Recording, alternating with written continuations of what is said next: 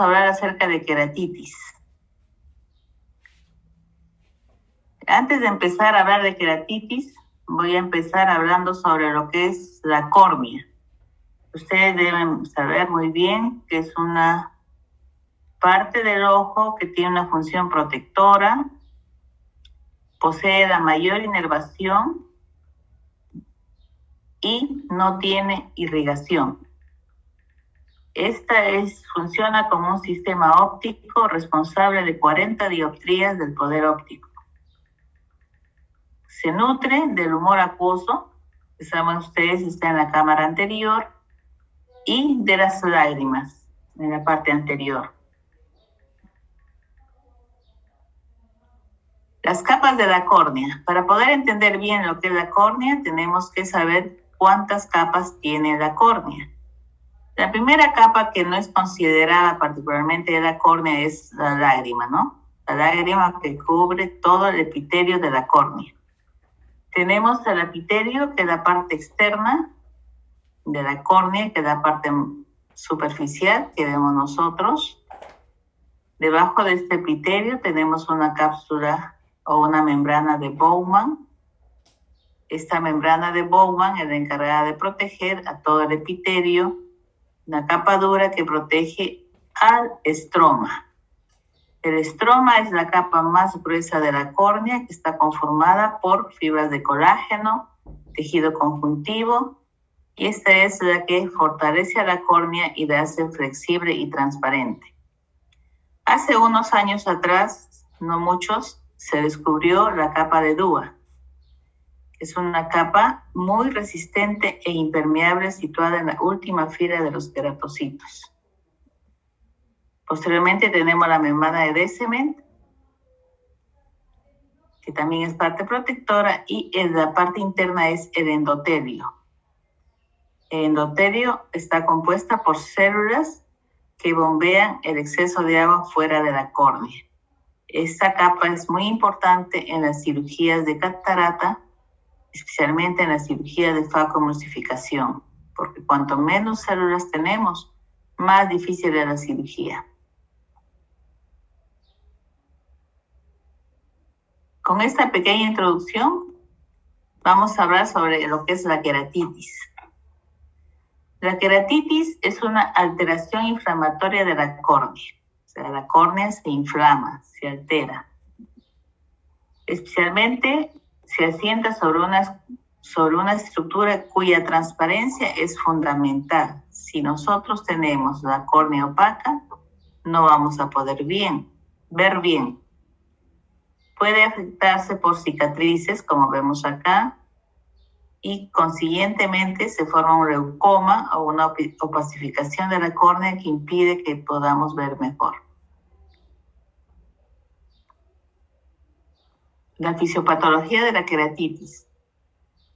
Al alterarse el mecanismo de defensa de la córnea, la bacteria se adhiere, puede ser una bacteria, cualquier germen, se adhiere al epitelio, a la membrana basal o al estroma, alterando las citoquinas, produciendo extravasación de los neutrófilos e invasión de los macrófagos. Produce una inflamación estromal, proteolíquidos en el estroma, liquefacción del tejido necrosis, lo que nos conduce a una queratitis de inicio y posterior a una úlcera corneal. Es como cualquier patología de defensa. Y si vamos a ver en la profundidad, que para enseñar y todos ya deben conocer que esta es una lámpara de hendidura, un microscopio invertido que nos permite ver la córnea. Por lo tanto, los oftalmólogos podemos ver en qué profundidad se clasifica esta enfermedad. Decimos que hay una exfoliación porque se lesiona algunas capas del epitelio superficial, no todas. Si hay una erosión, afecta ya todas las capas del epitelio, pero no al estroma, limitado por la membrana de Bowman, como lo vimos anteriormente. Se produce una úlcera cuando se afecta el estroma. El diagnóstico se establece tras la aplicación de un pigmento que se llama fluoresceína, donde se evidencia la lesión al observar con una luz azul que tiene esta lámpara de hendidura. Factores de riesgo para que se produzca una queratitis. Es muy importante saber qué nos puede producir una queratitis. En primer lugar está el uso de lentes de contacto, principalmente lentes de contacto blando. En segundo lugar, tenemos que ver la alteración de la superficie ocular. Puede ser una queratitis zika, puede ser una blefaritis crónica, una alergia. En tercer lugar, tenemos el trauma, un trauma ocular que sucede en los agricultores o en los granjeros, en los trabajadores de la fábrica, trabajadores del hogar con el uso de sustancias, de ácidos o álcalis. Y a veces enfermedades sistémicas que pueden conducirnos a una queratitis como la diabetes, unas enfermedades autoinmunes, artritis reumatoidea, síndrome de Sjögren, Stevens-Johnson, inmunosupresión, HIV, etc. Para poder orientarnos mejor y llevar esta clase más activa, lo hemos clasificado en dos partes: queratitis infecciosas y no infecciosas. Dentro de las infecciosas tenemos la bacteriana, la fúngica o micótica y la viral. Y en las no infecciosas tenemos la queratoconjuntivitis zika, la alérgica y el trauma. Vamos a desarrollar cada uno de ellos. Si en algún momento no entienden o desean una ampliación, me pueden por favor preguntar. Todas las queratitis podemos resumirles en un solo cuadro clínico. Dolor. Es un dolor insoportable. ¿Por qué? ¿Por qué el dolor? ¿Por qué creen ustedes que hay dolor? Porque es el órgano más inervado del organismo. Ojo rojo. El ojo rojo se presenta con una inyección periquerática, radiada. Son los vasos que están irritados e inflamados alrededor del limbo. Por eso se llama inyección periquerática.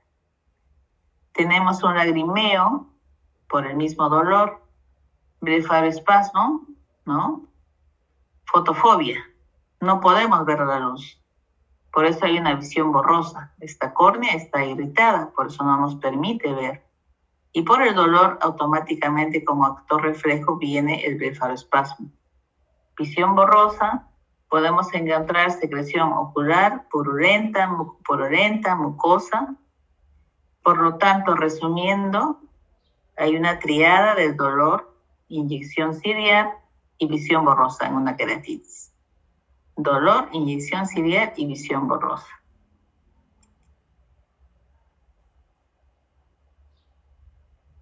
Empezaremos con la queratitis bacteriana. Tenemos factores condicionantes, como hemos dicho, de uso de lentes de contacto blandos y alteraciones de la superficie ocular, como una queratitis herpética o una queratitis zika. Gérmenes causantes de la queratitis bacteriana.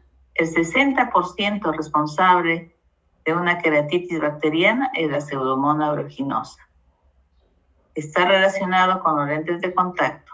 Esta produce una secreción verdosa patognomónica. También tenemos al Staphylococcus aureus, cuya lesión es focal, definida y la secreción es muy diferente, blanco-amarillenta. Podemos encontrar Staphylococcus piógenos o Pneumoniae, muy poco frecuentes pero agresivos. Los síntomas, como lo dijimos, tenemos dolor, lagrimeo, fotofobia y visión borrosa. Dolor, lagrimeo, fotofobia y visión borrosa. Y los signos tenemos acá. Una excelente fotografía de una queratitis. Tenemos una quemosis. ¿Qué es una quemosis? Es un edema de la conjuntiva. No sé si lo ven bien. Es un edema de la conjuntiva. Creo que mejor está con el otro.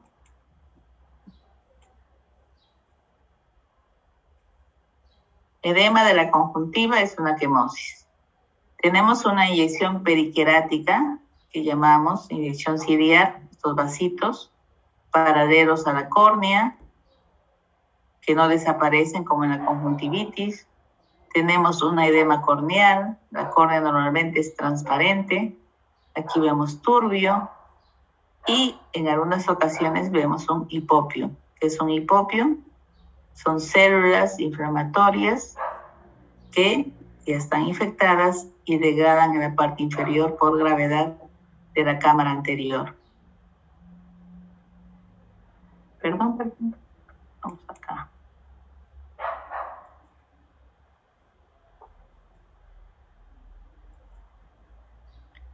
Tenemos algunos ejemplos de unas queratitis bacterianas con la tinción con angiofluoresceína y la luz azul de la lámpara de hendidura.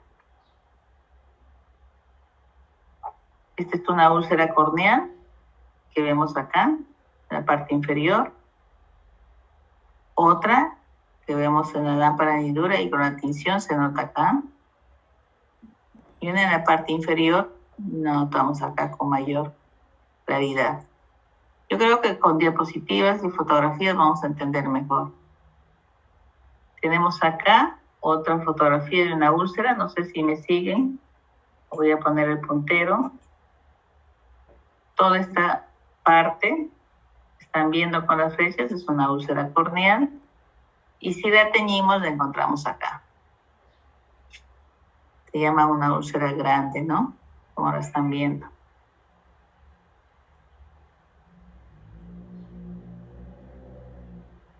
Otra que ya produce necrosis estromal, destrucción del estroma, y es una úlcera mucho más grande. Cuando existe esto ya hay una neovascularización. Y cuando existe neovascularización tenemos cicatrización, por lo tanto opacificación de la córnea y pérdida de la visión. Aquí tenemos una perforación central, igual con una neovascularización. Podemos observar en un paciente diabético una queratitis por pseudomonas con úlcera corneal, y como ahora tenemos ya exámenes muy especiales, una ecografía ocular nos permite ver la parte anterior de la córnea con toda la zona de la úlcera y de la infección. Toda esta parte interna es el humor vítreo y la parte posterior es la retina, ¿no? Retina, humor vítreo y toda la zona de la córnea alterada. Seguimos con una queratitis fúngica. El 90% está producida por Candida albicans. Los factores de riesgo, como vimos, es un traumatismo con mayor frecuencia en los agricultores, porque en las ramas de los árboles o en las hojas de los tallos se encuentran los hongos. En pacientes diabéticos, en pacientes con uso prolongado de corticoides o algunas enfermedades de la superficie ocular. Los gérmenes, como les dije, son Candida albicans, Fusarium o Aspergillus.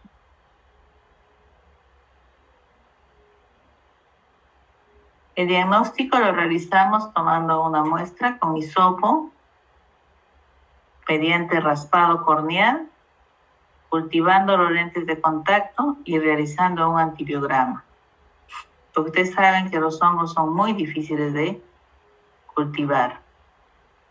Una queratitis micótica, tenemos el hipopio, la zona de la lesión, y actualmente tenemos una tomografía ocular, métodos no invasivos que nos permiten ver el tamaño de la lesión y el pronóstico del mismo, ¿no?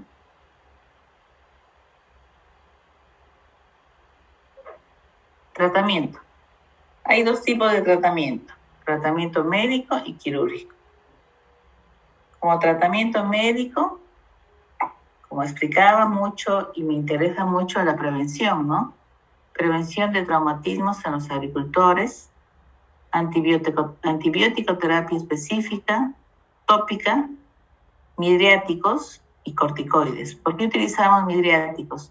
Porque el dolor es tan insoportable en una queratitis o en una úlcera corneal que hay que dilatar la pupila para bajar el dolor y tener al paciente más tranquilo. Cuando no resulta el tratamiento médico, podemos utilizar el tratamiento quirúrgico. Una queratectomía, que es una debridación corneal, o una queratoplastía, que es un trasplante corneal.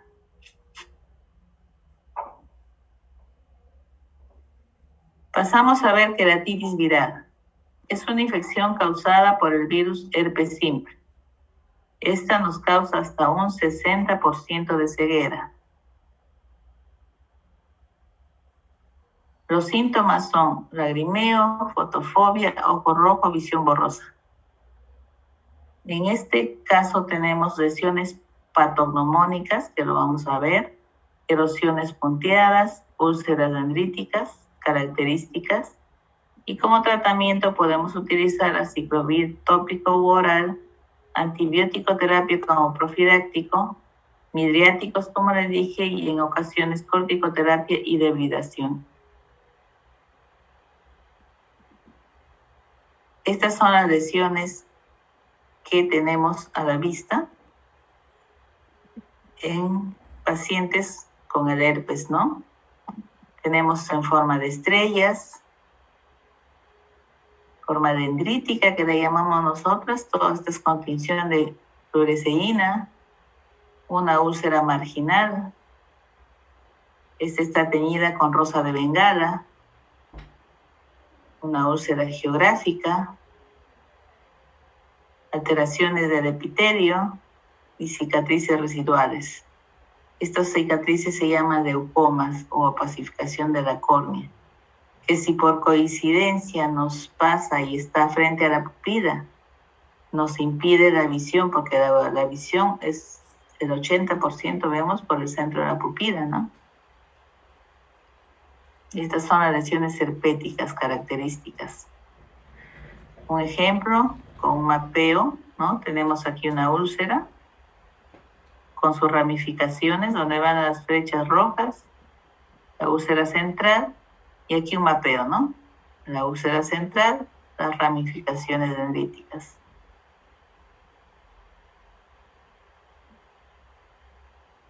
Otro ejemplo, esto teñida con fluoresceína, la parte inferior también, y el mapeo que tenemos acá, ¿verdad? Las flechas coinciden con el mapeo que estamos realizando.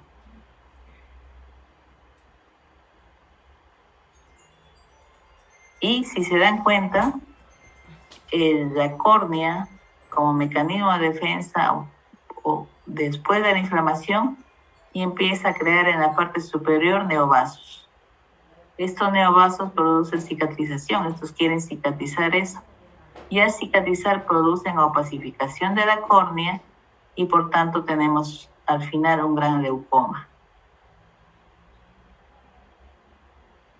Vamos a hablar un poco sobre una queratitis alérgica. Como saben, tenemos muchos pacientes que tienen alergia, sobre todo acá está relacionado con el clima, produciendo estos párpados, ¿no?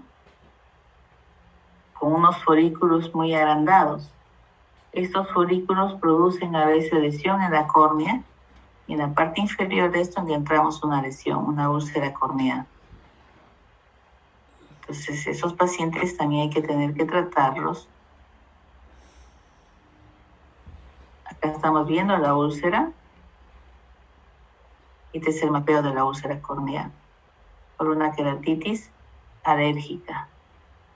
El tratamiento, medidas higiénicas, evitar alergenos, cambio de lentes, el tratamiento oral o tópico con cromoglicato sódico o neocromido sódico, evitar la acción de los mediadores inflamatorios utilizando AINES, diclofenacos, antihistamínicos tópicos como lopatadina, corticoides y antihistamínicos por vía oral. Después tenemos otra enfermedad que se llama queratitis zika o ojo seco, cuyos síntomas son sensación de cuerpo extraño, resequedad ocular más notoria por las mañanas, dificultad para abrir los párpados, conjuntiva enrojecida y disminución de la visibilidad. Actualmente, como estamos en la época de pandemia y todos estamos trabajando en casa, con celular, con laptops, con tablets, desde los más pequeños, podemos ver que esta queratitis está incrementándose. ¿Por qué? Porque las lágrimas tienen un poder de evaporación muy rápido. Y cuando nos concentramos en leer en la computadora o en la laptop, no parpadeamos. Deberíamos parpadear cada 2 o 3 segundos. Como no lo hacemos, las lágrimas se evaporan y con el tiempo el ojito se va quedando seco y la córnea se va alterando. Por eso al final voy a recomendar que los pacientes desde pequeños usen tratamiento. Vemos acá unas laceraciones punteadas en la córnea por un ojo seco. Con la fluoresceína lo vemos mejor,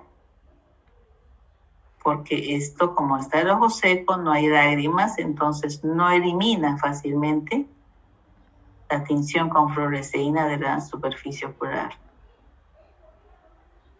Acá tenemos con rosa de Bengala, otra tinción, que se ve la córnea y se ve la falta de lágrimas. La zona donde tiñen, ya saben, como no se elimina, queda teñido. Igual acá en la córnea. Son 2 tipos de tinciones, con fluoresceína y con rosa de Bengala. Tratamiento. Si es una queratitis leve o moderada, damos lágrimas artificiales con o sin preservante. Puede haber en gotas o en gel. Si es una severa, ocluimos los puntos lacrimales, damos un medicamento que estimula la secreción lacrimal ciclosporina, y por último, si no terminamos esto, hacemos una cirugía. La recomendación es que los niños a partir de 8 años, ustedes estudiantes y los mayores de 40, utilicen lágrimas naturales con o sin preservantes cada 8 horas. Porque, ya les dije, porque estamos en constante uso de la modernidad, ¿no? Computadora, laptop, celular. Hasta los niños de 2 años creo que tienen celular. Entonces hay que prevenir futuras enfermedades. Tenemos también queratitis fotoeléctricas. Es una inflamación superficial del globo ocular por radiación. Generalmente es cuando hay una exposición a una luz intensa o fuente de luz ultravioleta. Podría ser mucha exposición al sol, a los que les gusta la playa o el sol, están todo el día. Los soldadores que no usan los lentes de protección. Esta lesión es asintomática, pero tras unas 2 o 3 horas de haber ocurrido, el paciente presenta sensación de cuerpo extraño, lagrimeo y fotofobia. El tratamiento no es difícil porque solamente afecta la capa superficial del epitelio de la córnea. Se ocluye el ojito, se le echa un poco de ungüento oftálmico por 24 a 48 horas. No es una lesión muy grave. Hay otras queratitis cáusticas que sí nos preocupan. Son quemaduras químicas que constituyen una emergencia oftalmológica, ya que dañan permanentemente la función visual. La mayoría de estas lesiones ocurren en el trabajo, en el hogar o accidentalmente. Consiste en la afección ocular por ácidos o álcalis. Gracias a Dios, los ácidos no penetran en el ojo y tienden a producir solo una lesión superficial. Pero los álcalis sí, saponifican los lípidos y penetran en el ojo produciendo lesiones destructivas, tanto de los vasos como de las estructuras intraoculares. Si usted recibe uno de estos pacientes en emergencia, una buena evaluación, una buena observación, y si no saben, por favor, ocluir el ojito y derivarlos al oftalmólogo. Tenemos algunos ejemplos de quemaduras por ácidos. Esto produce una extensa lesión corneal, ¿no? Está mapeado acá. Toda esta zona blanquita es, y aquí está el mapa. Una tinción con fluoresceína, vemos acá con luz azul. Y aquí en la parte inferior, post-tratamiento, ¿no? Estos se recuperan muy fácilmente. Pero una lesión por álcalis nos deja el ojo así. Penetra, destruye la córnea, toda la capa de la córnea, destruye la esclera. No tenemos acá vasos, destruye todos los vasos hasta la parte superior. Entonces, esto al cicatrizar nos deja una córnea blanca. Es un grano de glaucoma corneal, por lo tanto no nos permite ver. Tratamiento, lo primero que debemos hacer es instilar unas gotas de anestesio tópico. Si no tienen, pueden inclusive utilizar la silocaína que tienen emergencia. Luego tienen que irrigar copiosamente con suero fisiológico o BCS si tuvieran. Se evalúa el ojo, haciendo especial hincapié en la severidad de la lesión corneal y de la lesión peridímica, como lo hemos visto acá, ¿no? Este ojito lo tienen que enviar al oftalmólogo. Finalmente se ocluye el ojo y se remite al oftalmólogo. Esto sí es una emergencia severa. ¿Qué podemos quedar así? Con una córnea totalmente destrozada, ¿no? Un gran glaucoma corneal y el paciente está ciego. Creo que no les he cansado mucho, pero me gustaría recordarles que estamos nosotros preparándolos para que ustedes hagan su internado en emergencia, su serum y sean médicos de primer nivel, ¿no? Hasta que hagan su especialización.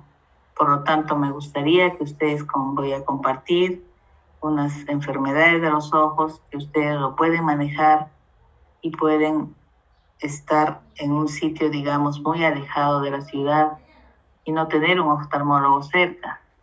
Porque derivar un paciente de, digamos, 2 o 3 o 4 horas para una patología que ustedes lo puedan resolver, yo pienso que sí lo harían. Como conversaba con mis alumnos, me gustaría que en primer nivel sepan ustedes estas enfermedades muy comunes, lo sepan diagnosticar y sepan qué hacer. Sobre todo estamos yendo a un ojo rojo, ¿no? Un ojo rojo que puede aparecer, como lo han estudiado, puede ser una conjuntivitis, tiene una córnea clara, no tiene ningún problema, solamente hay una irritación conjuntival y ya saben cómo pueden tratar. Van a encontrar esto muy frecuentemente, una hemorragia subconjuntival. En muchos pacientes generalmente es por ojo seco, puede ser por una conjuntivitis, puede ser en ocasiones ya en extremo pedir una hipertensión arterial, pedirle la presión arterial, ustedes ya lo deben de saber. Y esta hemorragia subconjuntival dura en unos 20 a 25 días. Entonces no se desesperen, ¿no? Otro, un cuerpo extraño que pueden encontrarlo. Un cuerpo extraño en el párpado superior, el paciente viene, a veces se chocan con un mosquito o con algo que está en el aire, vertir el párpado y lo pueden sacar con un hisopo o con un pedazo de gasa. Una úlcera en la córnea, puede haber un cuerpo extraño. Esto generalmente está en los pacientes que trabajan lijando carros, ¿no? En las mecánicas. Entonces un esmeril puede caer. Si pueden sacar con hisopo, podrían. Si no lo pueden hacer, enviar al oftalmólogo. Como les dije, una conjuntivitis, una queratitis. Ya saben lo que es la queratitis. Es muy diferente a la conjuntivitis. Acá tenemos ojo rojo, pero córnea clara. Acá tenemos ojo rojo, irritación corneal, peridímbica, hipopión y opacificación corneal. Un glaucoma agudo que ya deben haber hablado. Este es un ojo mucho más rojo. Este es una córnea turbia, pero aquí hay algo importante que es una parálisis del esfínter de la pupila. Lo ven un poco dilatado. Este es un glaucoma agudo. Espero que con esto hayamos aprendido algo más de oftalmología, que sepan manejar algunas patologías y que todo les vaya muy bien. Si no tienen alguna pregunta, podemos dar por concluida la clase. Doctora, buenas. Lo que era el diagnóstico de queratitis bacteriana,